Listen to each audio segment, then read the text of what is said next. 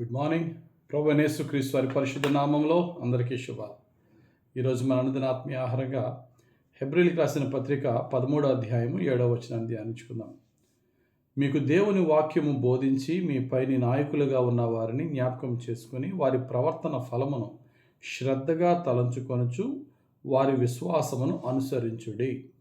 ఈ యొక్క వచనాన్ని మనం చూసినట్లయితే ఇందులో 3 విషయాలను మనం తీసుకుందాం. మీకు దేవుని వాక్యము బోధించి మీ పైన నాయకులుగా ఉన్న వారిని జ్ఞాపకము చేసుకొని, ఫస్ట్ ఏంటి జ్ఞాపకము చేసుకొని, ఎవరిని? మనకంటే ముందు దేవుని వాక్యాన్ని బోధిస్తూ శ్రద్ధగా చక్కగా మంచి ఆత్మీయ జీవితాన్ని జీవించిన వారి జీవితాల్ని జ్ఞాపకం చేసుకోండి. రెండవది, వారి ప్రవర్తన ఫలమును శ్రద్ధగా తలంచుకొనుచు.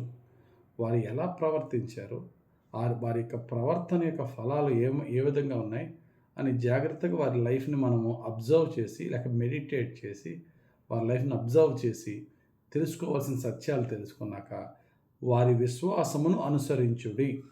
మూడో మాట, వారిని అనుసరించుడు, వారి విశ్వాసాన్ని అనుసరించుడి. చూడండి, జ్ఞాపకము చేసుకొని శ్రద్ధగా తలంచుకొనుచు విశ్వాసమును అనుసరించుడి అనే మాట మనం చూడాలి. మన జీవితంలో మనం సక్సెస్ఫుల్గా ఉండాలి అంటే ఆల్రెడీ మన జీవితంలో ఒక చక్కటి ఆత్మీయ మార్గాన్ని మనకి బోధించి జీవించి చూపించిన వారు అయితే మన తల్లిదండ్రులు అవ్వచ్చు, లేక మన ముందున్న దైవ సేవకులు అవ్వచ్చు, లేక మన స్నేహితుల్లోనూ బ్రదర్స్లోనూ కొంతమంది ఉండొచ్చు. అనేక మందిలో ఒకరిద్దరు మనకు కనబడతారో అటువంటి వారిని జ్ఞాపకం చేసుకోవాలి. జ్ఞాపకం చేసుకుని వారి ప్రవర్తన ఫలాన్ని మనము చాలా జాగ్రత్తగా ధ్యానించాలి.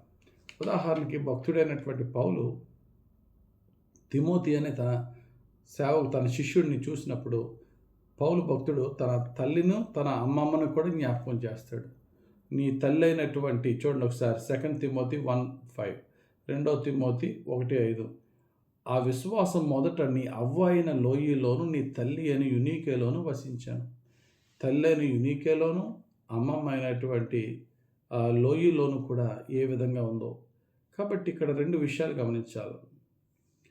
ముందు తరాల్లో లేక మన ముందు నడిచిన వారిలో ఉన్న మంచి ఆత్మీయత కలిగిన వారిని మనం జ్ఞాపకం చేసుకుని వారిని వెంబడించేవారుగా ఉండాలి.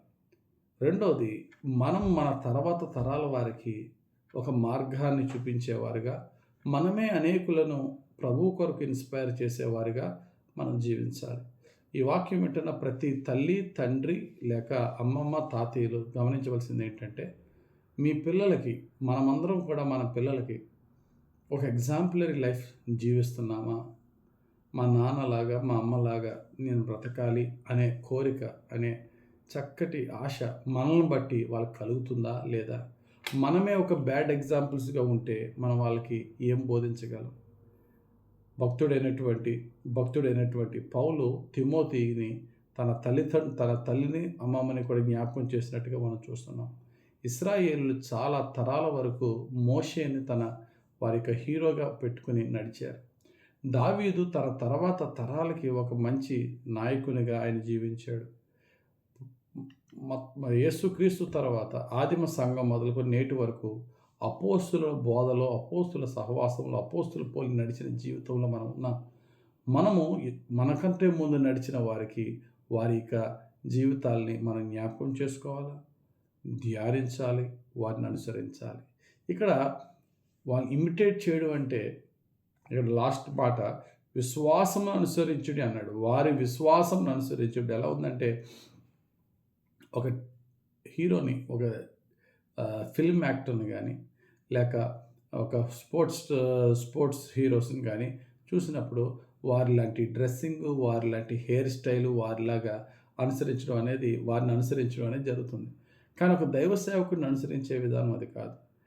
దైవ సేవకుడి హెయిర్ స్టైల్, దైవ సేవకుడి యొక్క డ్రెస్సింగ్, దైవ సేవకుడి యొక్క మాట తీరును కాదు అనుసరించవలసింది, విశ్వాసాన్ని అనుసరించాలి. ఏ విశ్వాసముతో నా యొక్క దైవ సేవకుడు నడిచాడో ఆ విధంగా నేను నడవాలి. ఉదాహరణకి ఏలియాను అనుసరించి నడిచాడు ఎలీషా. అలాగే ఎలీషా చేసే అద్భుతాలు కూడా ఏలియా గారు చేసినట్టుగానే సేమ్ అదే విధంగా ఎలీషా చేసిన మొట్టమొదటి అద్భుతం యోర్దాన్ని దుప్పటితో కొట్టడం. ముందు తన గురువు గారు చేసిన విధానం చూశాడు. అయితే సేమ్ తన గురువు గారిని కాపీ చేయడం తప్పులేదు. దానికంటే ముందు గురువు గారి విశ్వాసాన్ని కాపీ చేశాడు. గురువు గారి ఆత్మీయతను కాపీ చేశాడు. గురువు గారికి దేవుని పట్ల తీవ్రత కలిగిన జీవితాన్ని కాపీ చేశాడు. అప్పుడు ఏదన్నా చేయొచ్చు. స్కెవా పిల్లలు పౌలు గారిని కాపీ చేయడానికి ట్రై చేశాడు. యాజకుడైన స్కెవా పిల్లలు పౌలు గారిలాగా దయ్యాలను వెలగొడదామని, యేసు నామములో వెలగొడదామని ట్రై చేస్తే, ఆ దయ్యం పట్టినోడు వాళ్ళని పట్టుకుని కొట్టి తరిమాయి. ఎందుకంటే పౌలు గారి యొక్క మాటని, స్టైల్‌ని కాపీ చేశారు గానీ, పౌలు గారి యొక్క విశ్వాసాన్ని వారు కాపీ చేయలేకపోయారు. మనం కూడా ఎవరిని కాపీ చేస్తున్నాం? మనకంటే ముందు నడిచిన విశ్వాస యోధుల్ని అనుసరించి నడవడం మంచిది. అయితే ఏం అనుసరిస్తున్నాం? వారి యొక్క పైకి కనబడుతున్న వారి యొక్క వేషభాషను మనం అనుసరిస్తున్నామా? వారి విశ్వాస ఫలాల్ని మనం చూస్తూ మనం నడుస్తున్నామా? కాబట్టి 2 విషయాలు గుర్తుపెట్టుకుందాం. మన ముందు అనేకులు కాలాన్ని వారు ముగించుకున్నారు. వారిలో కొందరన్నా యథార్థంగా జీవించిన వారు మనకి జ్ఞాపకం పదే పదే వారిని జ్ఞాపకం చేసుకొని, వారిలో మంచిని చూసి ఆ మంచిని వెంబడించడానికి ట్రై చేద్దాం.